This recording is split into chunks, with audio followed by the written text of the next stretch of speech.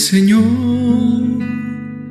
por lo que sale de tu boca, me alimenta, me acaricia y me conforta. Háblame, Señor, en el desierto de mi vida, atraviesa con tu voz y transfórmalo en oasis de tu amor. Háblame, pues nada tengo para reclinarme, y es en tu aliento en donde quiero descansar. Dirígete a mi pobre vida aunque no lo merezca, que me refugio en tu lenguaje, oh Señor. Tócame con tu palabra y quedaré limpio, que pueda ver, que pueda hablar y pueda escuchar.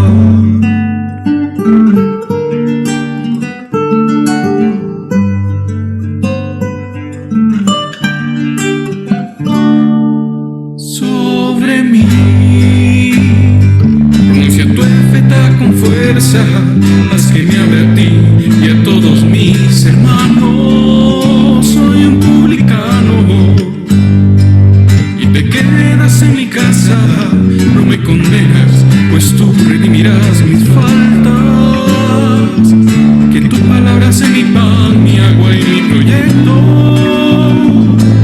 mi compromiso con el mundo, mi señal de paz. Oh, que habite con toda su fuerza en medio de mi vida, que sea mi vara, mi bastón, mi luz y compañía, la espada que me lleve a fondo de los corazones, la semilla que siembre sin mezclar mis intenciones, y que mi vida se transforme en palabra de Dios, y que mi vida se transforme en palabra de Dios, y que mi vida se transforme en palabra de Dios, y que mi vida se transforme en palabra de Dios.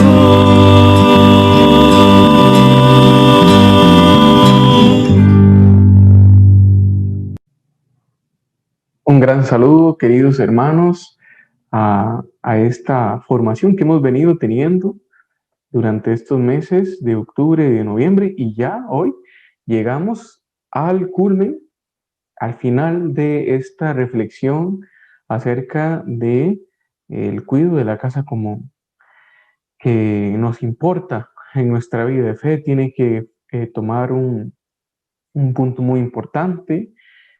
No es algo que la iglesia deba obviar, no es algo de lo cual la iglesia no deba hablar. Ciertamente tiene que hablar, porque la iglesia se ocupa en gran medida de la ciudad de Dios y de la ciudad del hombre, porque es una sola, iglesia mundo. No podemos estar viviendo en este dualismo de ciudad de Dios y ciudad del hombre, estar creando un paraíso y un infierno totalmente desunido, en el cual haya esta división, ¿no? El trigo y la cizaña crecen juntos, se cuidan juntos hasta el final, hasta el final. Entonces, nos importa, sí, a la iglesia le importa, sí, hablar de la creación, de las relaciones con el Creador, con los hermanos y con las cosas. Esto es como la gran enseñanza de Laudato Si, que nos deja el Papa, que nos intriga en nuestra vida y tiene que hacernos incomodar. Entonces eso pues es lo que hemos venido hablando, eso es lo que hemos venido reflexionando, y hasta hoy pues hay que decirle, al igual que el canto que introducía nuestro momento, que nos hable. Háblame, Señor, porque son tus palabras las que nos van guiando. Y en estos tiempos es importante escuchar la voz de Dios, ver los signos de los tiempos, y el cuidado de la casa común es un signo de los tiempos, y cómo lo estamos cuidando, cómo estamos desarrollando esos signos de los tiempos. Entonces, hemos llegado ya al final y, y ya hay que darle gracias a Dios porque nos ha permitido llegar hasta aquí, darle gracias a Dios porque nos ha permitido reflexionar, ser fieles, conocer de algo que incluso no conocíamos o algo que conocíamos a medias, conocer los extremos, conocer las dificultades, conocer las problemáticas de no tener un equilibrio y una integralidad de nuestras decisiones.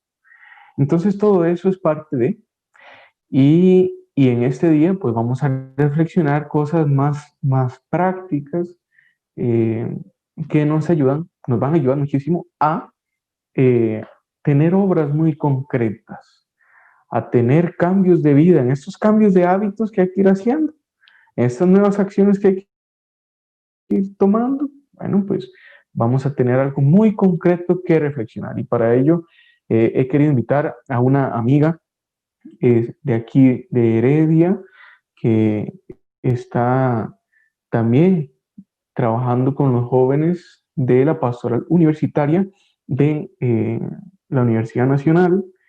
Y bueno, pues ella es una estudiante de biología y bueno, pues está llevando también estos estudios acerca del cuidado de la casa común y tiene varios proyectos personales y pues he querido invitarla para que nos hable un poquito acerca de este tema y que podamos todos aprender de los consejos y de las actitudes y actividades pues que ella tiene preparado para nosotros. Entonces, sin más, vamos a ver qué nos va a decir María Paula.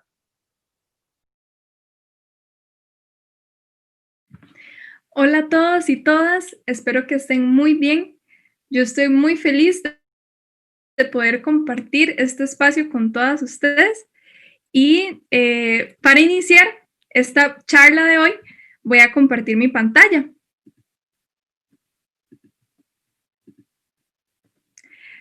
Entonces, yo soy María Paula Carvajal, también algunos amigos me dicen Mapa y me pueden contactar a mi correo en pantalla o al Instagram Mapa Verde, que es una iniciativa que hace poco inicié. Entonces están súper invitados a revisarlo. En este video vamos a tener una charla sobre sensibilización de algunos impactos ambientales que ocurren en nuestro país y que tal vez nosotros somos parte de y no nos damos cuenta. Y también, ¿qué podemos hacer para revertir estos impactos ambientales que afectan y dañan a nuestra casa común? Entonces, yo creo en la educación como un pilar fundamental para el desarrollo humano y también como a partir de la educación nos podemos volver personas más conscientes de la realidad, de cómo nuestros hábitos tienen un impacto negativo en el ambiente y en las personas y que esa conciencia nos lleve a tomar acción, que es lo más importante. Entonces hoy vamos a hablar de básicamente 3 aspectos en los que nosotros podemos realmente tomar acción y conocer más a profundidad. Entonces el primero es sobre las aguas residuales. ¿Qué son el contexto costarricense? ¿Qué pasa con esas aguas residuales? ¿Y cuáles son algunas de sus implicaciones? Así como las alternativas. Entonces, ¿qué son las aguas residuales? Diciéndolo de forma muy sencilla, las podemos dividir en 2, en las industriales y en las domésticas. Entonces, las industriales son aguas residuales que se utilizan para algún proceso, para hospitales, para algún sistema de producción o para fines agrícolas. Entonces, es agua que termina llevando muchos residuos a partir de estos usos, ¿verdad? Y también tenemos las aguas residuales domésticas, que también es agua limpia que nos llega, nosotros le damos un uso y termina teniendo diferentes residuos, diferentes contaminantes. Y estas las podemos clasificar en aguas negras, que son las aguas fecales de los servicios sanitarios, y las aguas grises, que son todas esas aguas digamos también jabonosas, que se producen al lavar los platos, al lavar la ropa, todos ese tipo de aguas. Entonces, ¿cuál es el manejo actual en Costa Rica de estas aguas residuales? De forma general, podemos decir que según estudios entre el 2016 y 2019 del Laboratorio Nacional de Aguas, de la IA, el 92% de la población costarricense recibe agua potable. Eso es súper bueno, ¿verdad? Eso es un valor que realmente es ejemplar y es muy positivo. Sin embargo, vamos a ver cómo estos valores van disminuyendo. Entonces, después, el 70% de aguas, pero negras, son tratadas por la población costarricense, principalmente por tanques sépticos. Entonces, tal vez sí sabemos que en nuestra casa hay un tanque séptico, por ejemplo, y que ahí van las aguas de los servicios sanitarios. Sin embargo, los tanques sépticos no tienen una regulación muy profunda y estricta en el país y normalmente son de mala calidad y no se les da mantenimiento. Entonces, estas aguas negras también se filtran en la tierra y también tienen una gran problemática. Y lo más preocupante de todo es que únicamente un 20% de las aguas grises tienen un tratamiento y una purificación. ¿Eso qué quiere decir? Que prácticamente en nuestras casas todo el agua que usamos para lavar la ropa, para lavar los trastes, para bañarnos, ¿verdad? El shampoo, el jabón, toda esa agua llega directamente a los cuerpos de agua. Así, tal cual, por el alcantarillado pluvial, sin ningún tipo de tratamiento. Entonces, esto nos lleva a decir como qué va en esas aguas residuales realmente, ¿verdad? Entonces, pensando en los principales productos que pueden venir en estas aguas residuales, yo pienso en productos de limpieza e higiene, ¿verdad? Como detergentes, como el shampoo, el jabón corporal, también cuando lavamos los baños, desinfectante, cloro, productos de lavado de ropa, bueno, que ya mencioné, sí, el detergente, suavizantes también, blanqueadores, y también, dependiendo, puede ir aceite de cocina, ¿verdad? Después de cocinar, de freír plátanos o de alguna fritura, si lo desechamos por la pila, entonces por ahí también puede estar llegando. Entonces, ¿cuáles serán, verdad, los impactos ambientales de estas sustancias? Bueno, vamos a empezar con los productos de lavado de ropa y limpieza e higiene personal. Entonces, ¿qué tienen en común los productos que se caracterizan por arrancar la grasa? Están presentes en los jabones, en los shampoos y en el detergente, ¿verdad? Esos limpian la grasa, o sea, de la piel, de nuestro cuero cabelludo y también de la ropa. Entonces, el componente principal de estos productos son los llamados tensoactivos o surfactantes. ¿Y qué es eso, verdad? Ese tensoactivo es una molécula que se sintetiza normalmente a partir del petróleo, que es un recurso no renovable, y como pueden ver en este diagrama, tiene dos partes. Una parte que le gusta mucho el agua, que la podemos llamar como hidrofílica, y una parte que es como una cola, que es lipofílica, que le encanta la grasa. Entonces es una moleculita así. Y, por ejemplo, ¿cómo funciona? Si yo tengo una camisa que se me manchó con un poco de mantequilla, por ejemplo, y yo la meto en la lavadora con el detergente está lleno, casi que la mayoría de ese polvito son estas moléculas. Entonces, estas moléculas en presencia de agua van a arreglarse de esta forma, en donde, digamos que eso amarillo es la mancha de mantequilla. Entonces, las colas que les gustan mucho la grasa se unen a ese resto de mantequilla y con agua forman esta estructura en donde la grasa queda atrapada en el centro con las colas que les gusta la grasa y afuera quedan todas las cabezas que les gusta mucho el agua. Entonces, esta conformación se llama micela. Entonces, ya con el flujo de agua, esa micela se va y se lleva la grasa. Entonces, ese es el funcionamiento básico de estas moléculas presentes en el jabón para lavarnos las manos y en el jabón de higiene corporal y en los detergentes. Entonces, ¿por qué esta molécula puede ser tan mala, verdad? Más bien es súper útil, súper necesaria para cuidar nuestra salud y de hecho, por la pandemia los estamos usando aún más y es súper necesario. Pero bueno, ¿cuál es el problema? El problema de estas moléculas tensoactivos es que al llegar directamente a los cuerpos de agua, se van a degradar. La mayoría se biodegradan, o sea, microorganismos empiezan a metabolizar estas moléculas o también se pueden degradar por factores ambientales como viento y demás y generan subproductos. Entonces, del surfactante o el tensoactivo original, que es este de acá, después de esa degradación se forman subproductos que son distintos al original. Y esos subproductos son los que en su mayoría son muy, muy peligrosos para la vida acuática. ¿Cuáles son algunos de los efectos que tienen esos subproductos?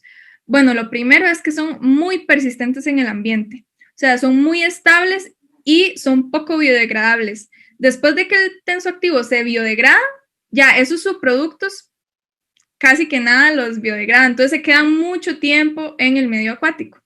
O después pueden pasar a la tierra y demás.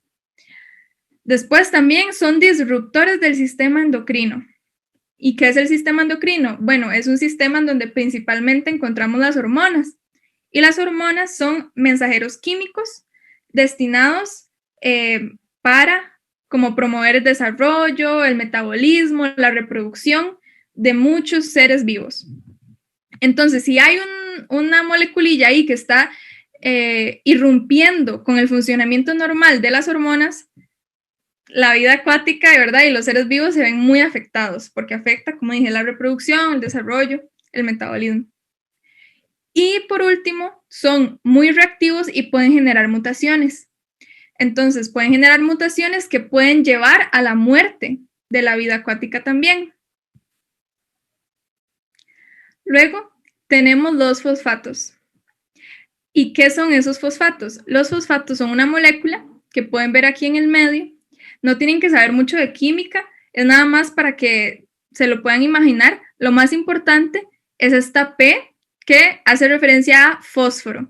Entonces, los fosfatos son una molécula que viene en muchos productos de limpieza. Y este fósforo es un nutriente muy importante para las plantas, para que puedan crecer de forma adecuada y también de forma exuberante. Pero no únicamente para las plantas, sino también es un nutriente muy importante para las microalgas. Si no sabían muy bien qué son las microalgas, aquí les enseño una imagen de la especie Chlamydomonas reinhardti. Podemos imaginar las microalgas como plantas unicelulares, o sea, son una celulita nada más que realiza la fotosíntesis, que es el proceso de fijación de dióxido de carbono por medio de la luz solar, ¿verdad? Y producen su propio alimento. Y ellos también necesitan de muchos nutrientes, como el nitrógeno, el fósforo. Entonces, para ellos es muy importante también. ¿Y cuál es el problema, verdad, de estos fosfatos? ¿Y qué tienen que ver las microalgas en todo esto? Bueno, se da un proceso que se llama la eutrofización. Y eso ocurre cuando un exceso de nutrientes, en este caso fosfatos, llegan a los cuerpos de agua. Entonces, cuando hay un exceso de nutrientes, es como que hay un exceso de comida en el río. Y van a empezar a crecer un montón esas microalgas, van a reproducirse un montón y se va a dar la eutrofización. En esta imagen, todo eso verde que ven son microalgas, es una imagen real. Entonces, cuando hay un exceso de nutrientes, se dan como estas explosiones algales o bloom algales y empobrecen los ecosistemas. Entonces, ¿por qué empobrecen los ecosistemas? Bueno, en el proceso de degradación y muerte de las microalgas, en ese proceso ellas necesitan mucho oxígeno para ese proceso en el que los cuerpos de ellas se van degradando. Entonces dejan el río sin oxígeno y un cuerpo de agua, sea río o el mar, sin oxígeno, se empobrece y afecta mucho a la vida acuática. Los efectos los vamos a discutir más adelante. Y por último, quiero referirme al aceite vegetal residual de cocina. Entonces, esto por si nosotros echábamos tal vez el aceite a la pila de una vez o si quedaba un poco de residuo y nada más lo lavamos con jabón. Ya sabemos que el jabón, por los tensoactivos, arrancan ese aceite, pero al final llega a los cuerpos de agua. Entonces, ¿qué pasa aquí? Quería recordar por medio de esta imagen la dinámica del aceite y del agua. El aceite forma una capa impermeable en la superficie del agua. Ellos no se mezclan, ¿verdad? Entonces, prácticamente, esto es lo que ocurre en los cuerpos de agua. Se forma una capa del aceite en la superficie y esto conlleva un montón de problemas. Porque, por ejemplo, evita que el viento remueva el agua y que se oxigene. Entonces, esto disminuye los niveles de oxígeno también en el agua. ¿Y cuáles son los impactos de tener poco oxígeno? Bueno, recordemos que, por ejemplo, los peces tienen branquias y las branquias es el sistema para poder respirar. Ellos, digamos que aprovechan el oxígeno disuelto en el agua para poder respirar. Y si no hay oxígeno, es como si nosotros nos quedáramos sin aire, nos ahogamos, a ellos les pasa igual. Pero esto no ocurre únicamente en peces, sino que muchos otros organismos tienen fases de vida, por ejemplo, renacuajos, huevos dentro del agua, como los anfibios, y que con poco oxígeno también les afecta un montón. También hay insectos acuáticos que necesitan de ese oxígeno disuelto. Y también tenemos crustáceos, que por aquí hay un ejemplo de un crustáceo muy común en los ríos, que sin oxígeno también se ve afectado. Entonces no afectamos únicamente a los peces, sino a un montón de diferentes organismos. Y ya, el poco oxígeno impacta en la reproducción y crecimiento de la vida acuática.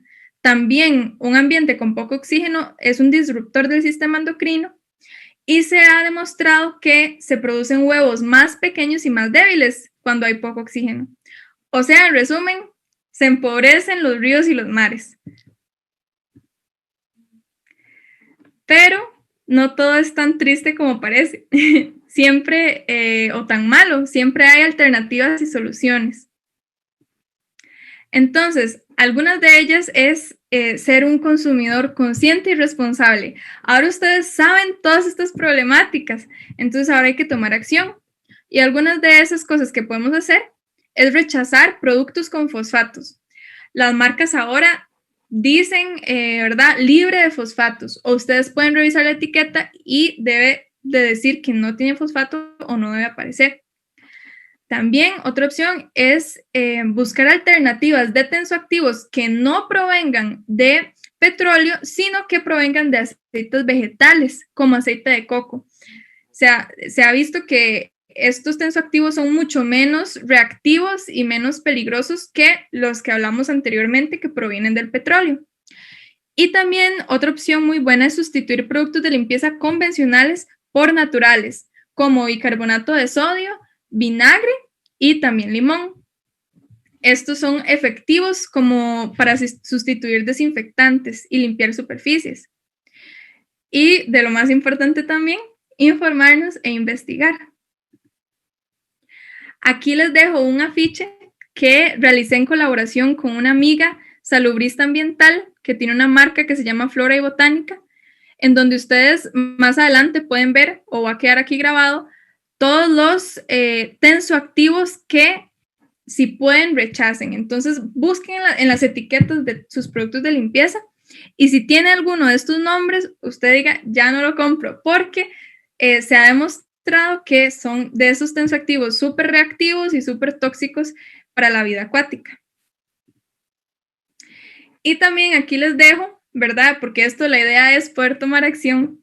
Algunas marcas que yo he conocido que tienen alternativas para productos de higiene personal, como shampoos y jabones, que es esta misma Flora y Botánica, que es demasiado buena, detergentes y esta otra marca que también tiene jabón para limpiar trastes.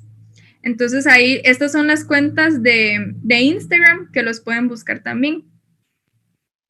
Y bueno, sobre el aceite, no dije como nada, ¿verdad? Entonces les voy a poner este video que se hizo con la Federación de Estudiantes de la Universidad Nacional para que ustedes sepan qué hacer con el aceite.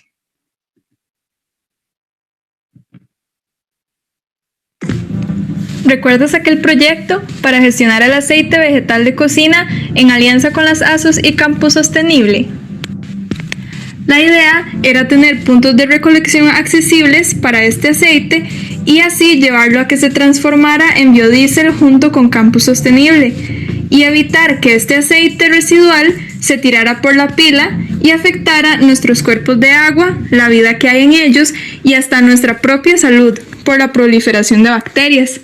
Todo iba viento en popa hasta el confinamiento y cierre de la U. Pero aún podemos aportar con la causa y en mayor medida desde casa. Te enseñamos paso a paso qué hacer con tu aceite vegetal de cocina a continuación. Este es el aceite de girasol después de hacer estos chips. Luego, muy fácil, vertemos el aceite vegetal en el papel filtro y lentamente va a ir goteando.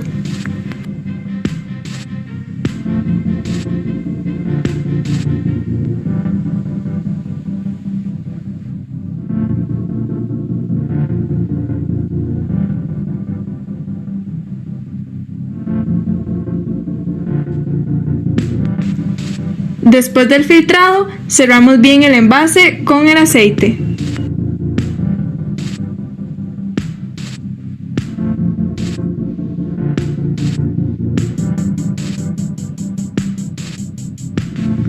Limpiamos el papel filtro de los restos de comida y lo guardamos para reutilizarlo.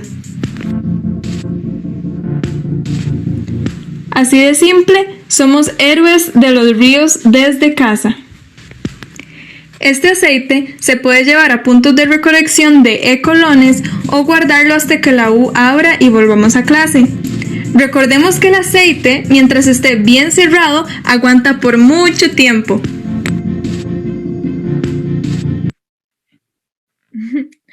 Entonces, como vieron, ese es un paso a paso de qué hacer. Es muy simple y en el caso de muchos puede ser más fácil llevarlo a puntos de recolección de colones, que más adelante hablaremos de esta iniciativa. Ahora, de forma general, vamos a hablar un poco sobre el manejo de residuos sólidos, concentrándonos en lo que nosotros podemos hacer en casa. Entonces, primero, hablemos un poco sobre los tipos de residuos que existen, como el plástico, el vidrio, el aluminio y el papel. El plástico es un material sintético. Esto quiere decir que no existe en la naturaleza. No vamos a encontrar plástico en un bosque de forma natural a menos que el ser humano lo lleve ahí, ¿verdad? Y lo tire. También se elaboró en laboratorios como alrededor de 1950. El plástico proviene también del petróleo, o sea, ¿a base de qué lo pueden formular? Del petróleo, un recurso no renovable. Y hay varios tipos de plástico que difieren en su composición química. Entonces, hay algunos tipos de plástico que tienen moléculas diferentes, tienen algunos grupos adicionales que le confieren características de elasticidad, de resistencia, que pueden ser muy útiles. ¿Cuál es la problemática del plástico? Bueno, el plástico uno puede hacer toda una charla porque hay mucho de qué hablar, también del tema de microplásticos, de bioacumulación, de los aditivos que tienen, pero como de manera general, el plástico no solo proviene de un recurso no renovable, sino que también es muy poco biodegradable, o sea, es muy persistente en el ambiente. Adicionalmente, muchos de los aditivos que se le añaden para que tenga ciertos colores y ciertas características son muy tóxicos. Entonces, cuando está en contacto con otras formas de vida, pueden ser muy dañinos. Luego está también la problemática que algunos organismos lo ingieren, ¿verdad? Como organismos ya más grandes, como tortugas, mamíferos y demás.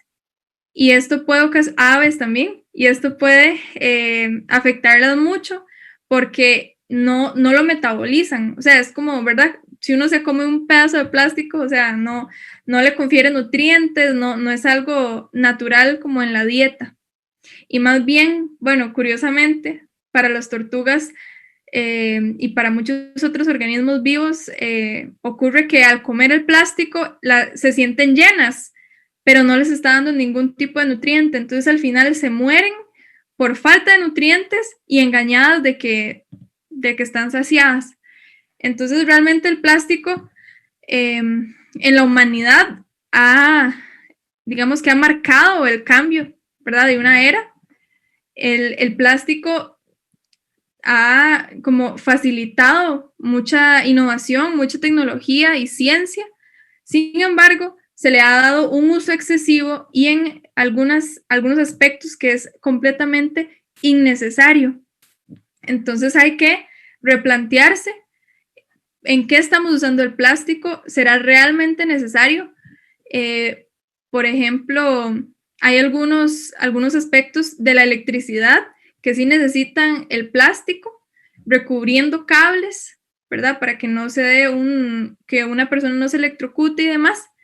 Pero luego, el plástico para cubiertos, para vasos, ¿será realmente eso necesario? Ya que es tan persistente en el ambiente, puede causar muchos problemas en la vida silvestre y hasta en nosotros mismos. Pero bueno, no me quiero quedar aquí mucho, puede ser otra charla más, todo este tema. Después tenemos el vidrio, que está hecho de sílice, carbonato de sodio y caliza. Este es un material que ocurre en la naturaleza. Lo podríamos encontrar en desiertos a altas temperaturas, así como en el fondo de algunas de estas montañas de arena. Y se puede reciclar de forma ilimitada. Y por otro lado tenemos el aluminio, que está constituido de óxido de aluminio, que se extrae a partir de bauxita, que es esta imagen que ven acá, por medio de la minería. Entonces también tiene unos impactos ambientales importantes porque se recurre a la minería. Y también hay largas distancias de transporte de donde se extrae a donde ya se elabora el aluminio. Entonces puede ser muy negativo también. Sin embargo, también se recicla de forma ilimitada. Entonces esto es algo positivo. Entonces, les estoy hablando de que se puede reciclar de forma ilimitada, ¿verdad? Pero realmente sabemos qué es el reciclaje. Algo que es muy importante mencionar es que el plástico, algunos tipos de plástico, sí se pueden reciclar, como el 1, voy a volverme, como el 1 y el 2. En todos los centros de acopio del país se reciben, casi que en todos. Ya los demás, ahí varía y hay unos que nunca se van a poder reciclar. Sin embargo, tienen una vida límite de veces para reciclarse. El vidrio y el aluminio no. Y el papel también podemos mencionar, ¿verdad? Que proviene de los árboles, que necesitan mucha agua y también a veces le adicionan aditivos al papel que pueden ser muy negativos. Pero bueno, ahora sí, hablemos sobre el reciclaje. Que esto es como lo que más quiero que quede, porque muchas veces ya hemos escuchado o tal vez hasta reciclamos, pero no sabemos bien qué involucra el proceso. Entonces, bueno, el reciclaje es tener un residuo, como acá una botella de plástico, que ojalá ya no usemos, ¿verdad? Eso es algo muy fácil que se puede sustituir. Y por medio de un proceso complejo, se puede volver un nuevo material o una misma botella, pero se crea de nuevo a partir de la botella original que fue nuestro residuo. Sin embargo, este proceso de confección, ¿verdad?, de algo nuevo, requiere mucha energía, agua y una gran maquinaria. Aquí les pongo una imagen ilustrando el proceso básico del reciclado del plástico. Entonces hay una inspección, se tienen que quitar las etiquetas, se tiene que ver que sí, que no. Luego se da una separación por flotación. Entonces uno puede ver, ustedes pueden ver en YouTube, poner videos, grandes tinas con agua en donde ven cómo se flotan en los productos. Luego se da un proceso de que se corta el plástico, se seca, entonces imagínense, secadoras muy grandes, muchísima energía eléctrica para poder hacer esto. Y luego con unas maquinarias especiales, ese plástico se procesa y se vuelve algo que se llama pellet, que es como una bolita muy pequeñita. Entonces esos pellets ya se usan para producir algo nuevo. Pero como ven, requiere de una gran maquinaria, mucha energía y mucha agua también. Pero en Costa Rica hay una iniciativa muy interesante que se llama WAGAT, que es un grupo de mujeres que reciclan, pero aquí. ¿Por qué aquí en Costa Rica? Porque el reciclaje, como les enseñé, de estas maquinarias no ocurre en el país, sino que se exporta. Entonces, adicional a todo el gasto y los recursos necesarios para el proceso de reciclar, también se tiene que exportar, entonces es un transporte extra.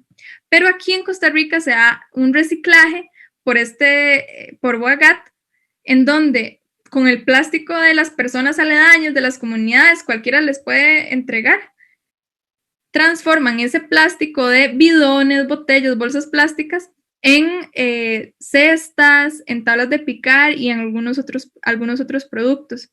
Entonces esto es muy interesante y les invito a que las busquen. Y esto es con unas maquinarias diferentes, más pequeño, entonces puede ser como una buena opción que no involucra esto de exportar y maquinarias tan grandes. Pero entonces hemos visto que realmente el reciclaje no es la solución, que podemos hacer cosas antes de tener que llegar al reciclaje. Entonces, lo primero que debemos hacer es darnos cuenta de nuestro poder como consumidor. Entonces, lo primero es rechazar. Entonces, me vienen a ofrecer cubiertos de plástico de un solo uso o algún envase o algo así, y yo digo, no, gracias. O una bolsa plástica, y digo, no, gracias. Yo ando aquí la mía de tela o se me olvidó, bueno, lo llevo en la mano, no sé, ¿verdad? Pero ojalá podamos rechazar, que no nos dé pena, o sea, un no, gracias, sí, simple como eso.